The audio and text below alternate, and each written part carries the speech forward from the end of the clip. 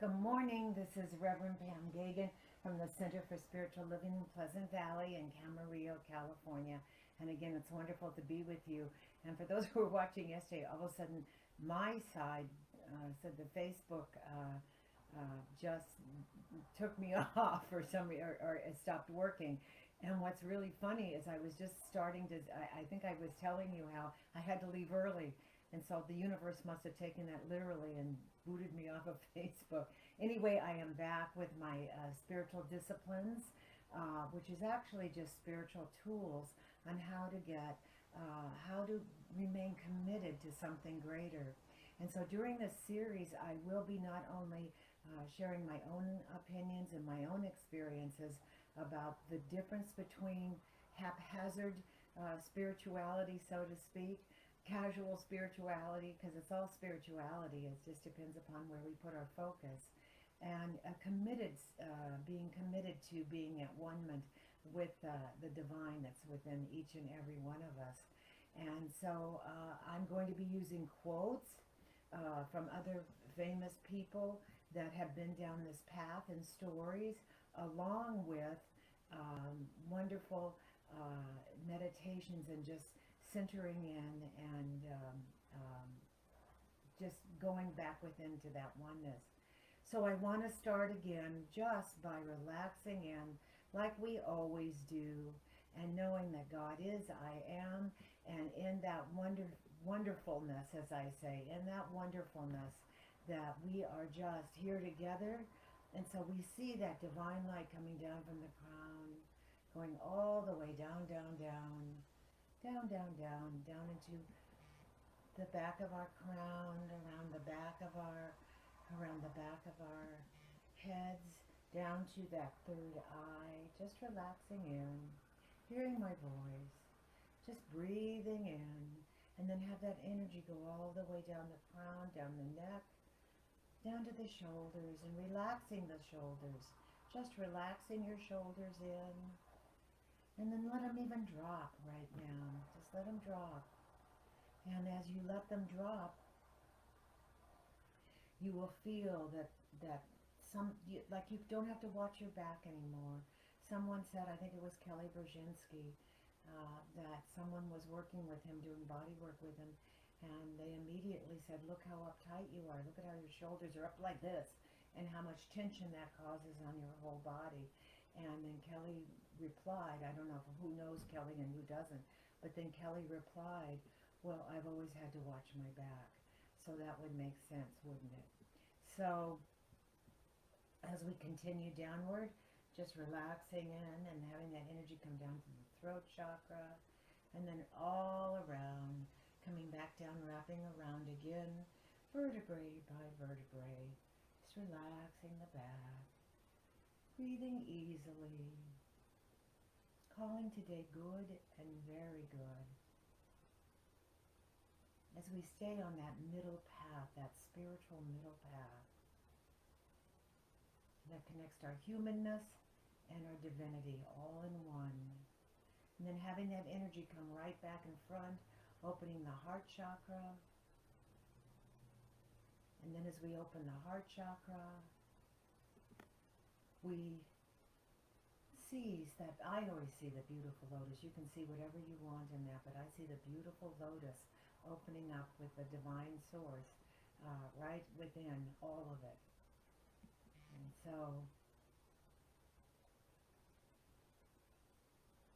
and in that it can be a person, place, or thing. It can be God, Jesus, Buddha, Baha'u'llah, Elohim, Allah, the thing itself, whatever it is there loving you and there to support you in advice and in greatness, the greatness that you are.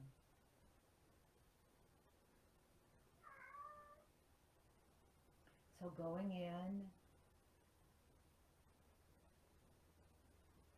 seeing that heart chakra open, and then wrapping around vertebrae by vertebrae by vertebrae, going down the back again, and then wrapping around underneath the heart to the solar plexus, the beautiful yellow golden solar plexus, and then wrapping around again and going down, down, down, and coming into the sacral chakra, middle of the belly button above the root chakra, the beautiful orange.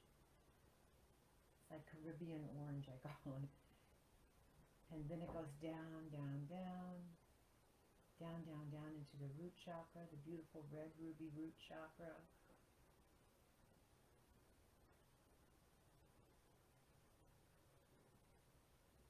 And then the root chakra opening up and then going down, that energy down the hips, the thighs, relaxing the hips, relaxing your legs, no matter what position you're in. Having them go down the thighs, going down the knees, down the calves, down the ankles, out the feet, and going right down to the middle earth and grounding in that middle earth.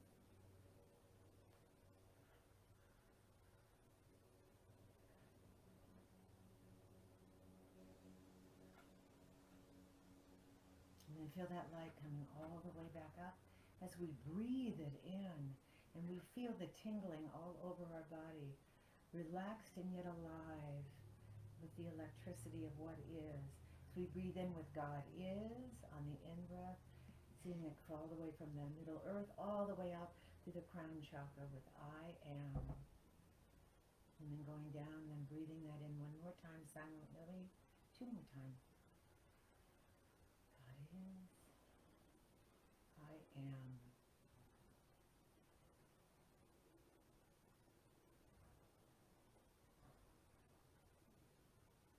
And so I'll begin just with a little bit of information about the importance, and I'll be using stories to the importance of knowing that God is and I am in all of this. And I'm going to start with just some information here, and then I'll be ending with affirmations. And so, as I put my earphones in,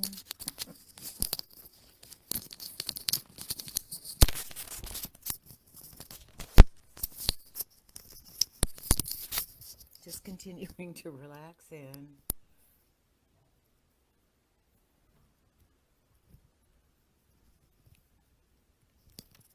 I feel like it's speaking spiritual discipline. I feel like this is 2 out of 3 falls with my earphones and they're winning. So here we go. Oh gosh.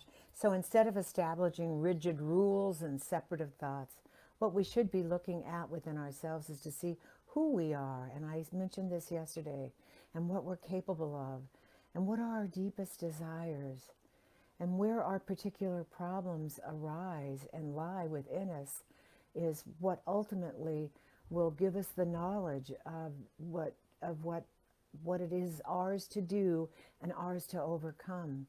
And it simply is all about self-knowledge. And so you must look for the truth within yourself always. To thine own self be true, as Shakespeare so beautifully said, and directly experience every minute in detail for yourself. And so anytime you're mired in confusion and uncertainty, or on a recurring upset that happens all the time within your life, you're holding on to ignorance about something within yourself. And so where the upsets are and you feel the obstacles are, guess what? That's the place to start self-examining and learning more about yourself. For many of us, all of our life, we've done such a great job protecting ourselves. And it's difficult to look at these areas. We've done such a great job of covering them up layer by layer by layer. And so when upsetting occasions come, whether we're sad or and literally a physical obstacle is spending time, you've worked so hard burying all of that pain that your personal happiness has a really hard time to come up and bubble forth within you, and it's always there waiting for you. And I always say what we're here for is to give God a good time. That is God's greatest gift to us. And so we examine every obstacle, every upset, knowing that you are divinely protected. And so how you do this is by committing to a spiritual practice that allows you to build that spiritual bank account along with your spiritual muscle. And I can only tell you what my practice is, and it is meditation every morning and prayer for all those who need prayer worldwide, and then bringing it down to the personal, and then going and doing a meditation, whether it's affirmations or just divinely sitting in the quiet, listening to music and connecting with that divine. And then at lunchtime I say, and this is new for me, and it was something I learned when doing meditations, is then every time you think about eating, which is a normal thing for the human body to crave, make that a craving for the desire to connect with the divine as well. Take a moment. It can be 30 seconds. It can be 20 minutes in the afternoon to just connect and be in that wonderful, loving, light space. And then in that moment, then let it go. And then at nighttime, reconnect. And I always say, for me, I take those energy wands, my fingers, and place them right below my belly button when I meditate at night. And at night, I just learned to ask, reveal to me that which needs to be revealed, not which I'm perseverating about worries or anxieties. Just reveal to me in this lightness, in this connection, that which needs to be revealed. And you'll find that in relationship, you will, in your relationship with the divine, you will truly, when other obstacles eventually, if not already, have been revealed to you and you're working on them, then you'll get stronger and stronger and go straight to source. So I'm going to tell you a story about Matthew McConaughey, the wonderful Academy Award-winning actor. And there is so much more freedom in understanding ourselves, because understanding ourselves is the most important thing we can do. And once we can see it with our eyes awakened, then that self-knowledge is the most liberating, because you understand your mental and physical abilities, and you can determine intuitively, spiritually, what you like or dislike. And often society offers formulas for you to follow, these successes, but they don't work unless you use them. So what I know for sure right here and right now is I'm going to go back to Matthew McConaughey. And so when he began his life, he was a wild one with a wild Irish family, wild Irish background. And he decided that he wanted to know more about himself. And so he knew that true mastery eventually transcends any particular art, and it stems from mastery of oneself. The ability developed through self-awareness and through self-discipline, and to completely be in tune with oneself and their surroundings. And only then can a person know himself. And how this really happened became from the result of going for many roles, and at first being so, once he decided to become an actor, he dropped out of law school, and he learned about neglecting the consequences of neglecting the craft, neglecting your spiritual outcome. And so he went and he felt that who he was and what he would bring to each role was enough. He didn't have to study, he didn't have to practice, he didn't have to pray about it. He just intuitively went there without doing any of the work that laying the foundation of what a good actor usually does. He felt he was unique. He was from that school of feel it and do it from the heart, and he was so self-assured of his ability that he finally, one of the roles that changed his life, it sounds so funny because it was a small role, and and he was doing bit parts, and he wasn't in major films, but he was not the #1 actor in these films. So he accepted a role in a film called Scorpion Spring, and he was hired to play an American drug runner in South Texas who meets up with Mexican coyotes smuggling his dope back into the United States. And he thought, easy peasy, this is no problem. I'll just handle the situation. I'll look at the script on set, and I'll just peruse the script, look at the words, and then I'll bring my own flavor to this. So he didn't even read it, and he gets on camera to do his lines. And he thought, you know, again, I don't need to read this part. This is easy. I can put myself in that position of being this against the law coyote helping and selling dope on the side. And when he went to open his sides, when they were doing a rehearsal, just as he unfolded the script to have a look, he discovered 4 pages of dialogue in Spanish, a language he hadn't even had 1 semester in 11th grade. He just had a small taste of what Spanish was, and he was so embarrassed. He held up the crew, which is very costly. I know from being a producer, writer, on camera personality in my career, in my ongoing career, every second is thousands of dollars, ticking away. And so he was so embarrassed and felt guilty for wasting the crew's time and adding to production costs, and swore he'd never be embarrassed again. And from then on, he was prepared. And how that relates to us is wherever we go, if we are prepared in our spiritual practices, if we work very hard at being prepared in our spiritual practices, then we know where to commit our time, when to be prepared in this physical world. So when we benefit from that quiet, meditative moment, even going on before, this changed Matthew McConaughey's life, and he is a very spiritual guy. If you go on his YouTubes, you will find he's a very, very spiritual guy.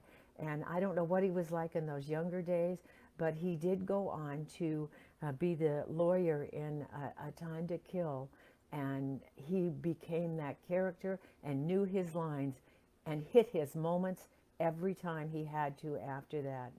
So when we are distracted from spending precious, quiet time with the great beyond within, we suffer on many, many levels. We suffer with anxiety that wastes our time. We suffer from not knowingness that God is, I am, and that it's all going to work out no matter what. And many of us are addicted to like background noise.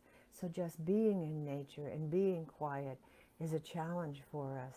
And in the quiet is where we come into the pain, and when we can't anesthetize anymore with background noise, drugs, alcohol, food, whatever it is, relationships that go nowhere, then we are forced to, not forced, then we seek out finally the divine within, and it's just the opposite.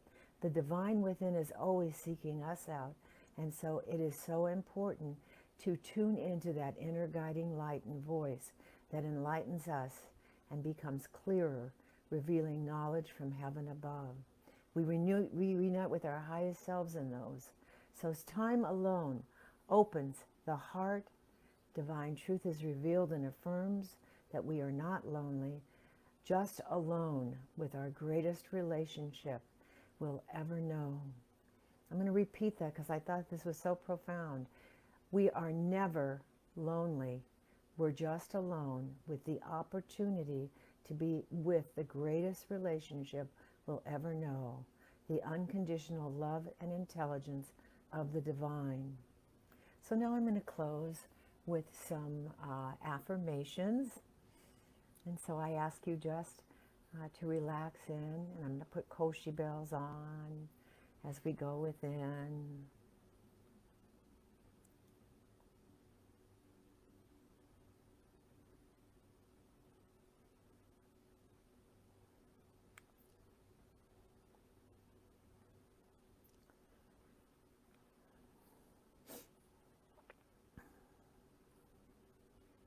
We're going to put the Koshi bells on here.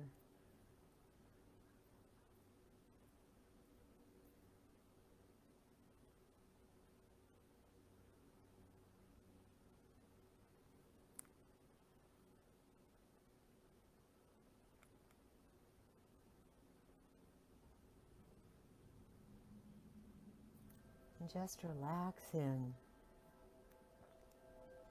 as I go into meditations.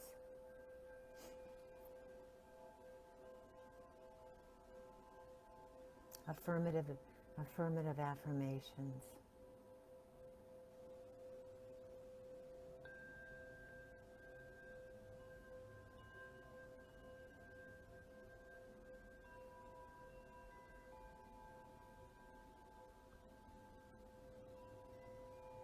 Just relaxing in.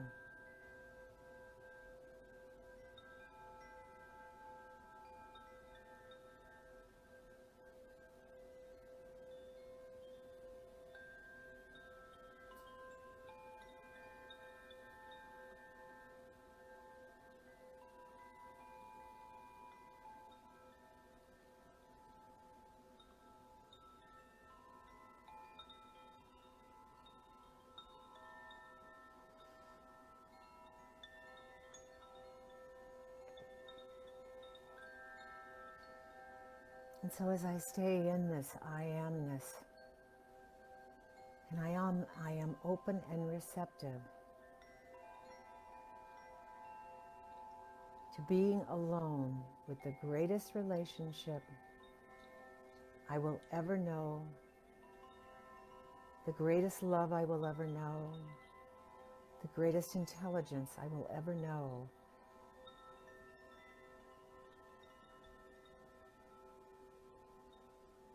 And I am grateful for these quiet moments.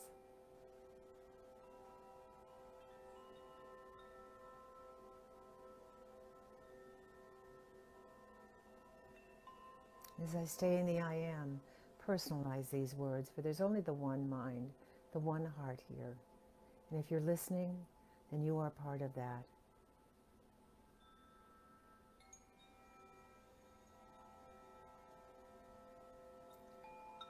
And alone, my subconscious mind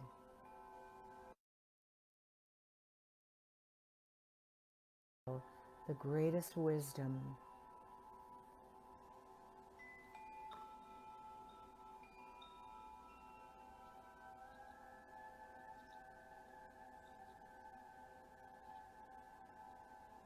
in the quietude. It dreams, creates, visualizes, awakens me, and reveals new ways of expressing my light so I may shine it unto the world, enlightening myself and then turning that light to enlighten the world.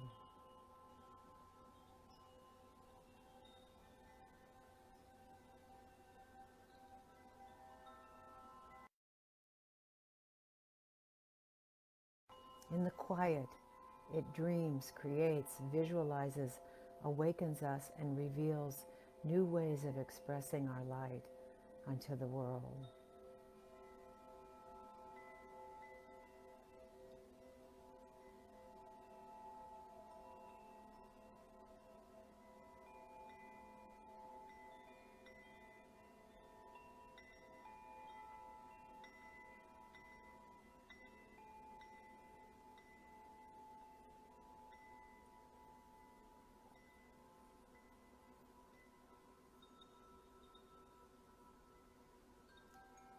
In this quietude, in this quiet, the respite of the noise,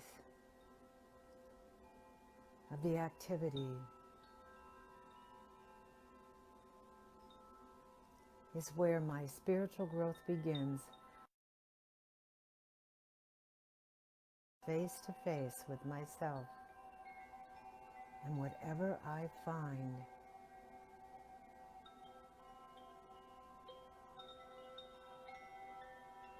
the end result, evolutionary spiritual growth that continues to unfold on this eternal path of becoming.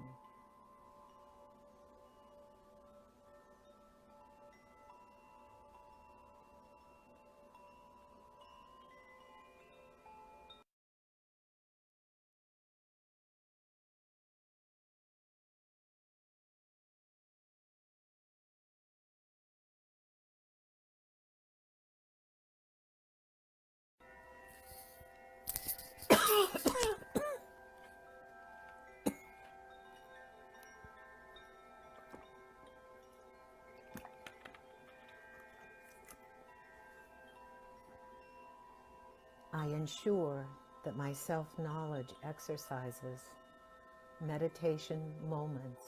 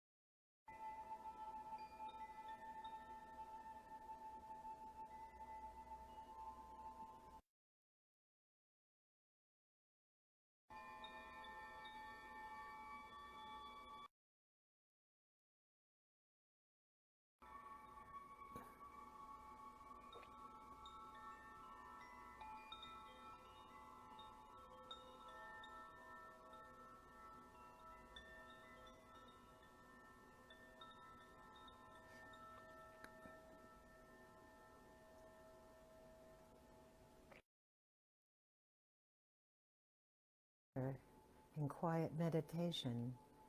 I'm giving myself the gift to once again become renewed, refreshed, wiser, so I may be more aware, more enlightened, more powerful.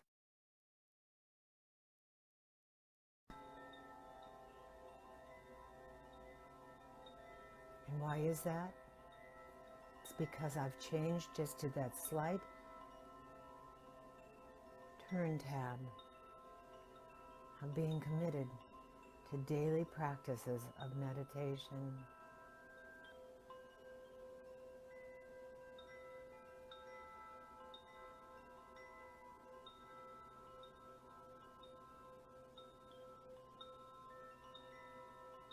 And I take mental notes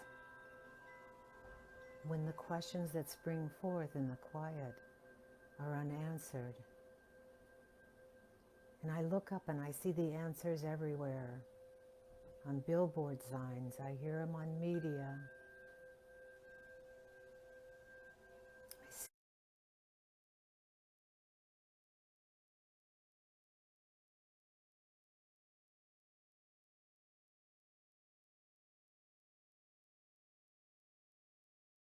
the physical presence of the angels and gods.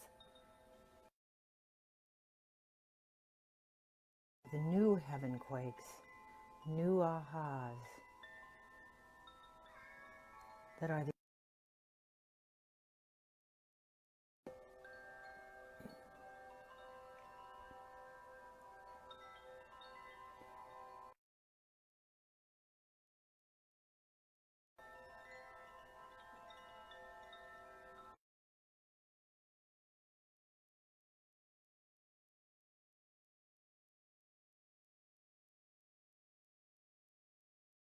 meditative, prayerful plan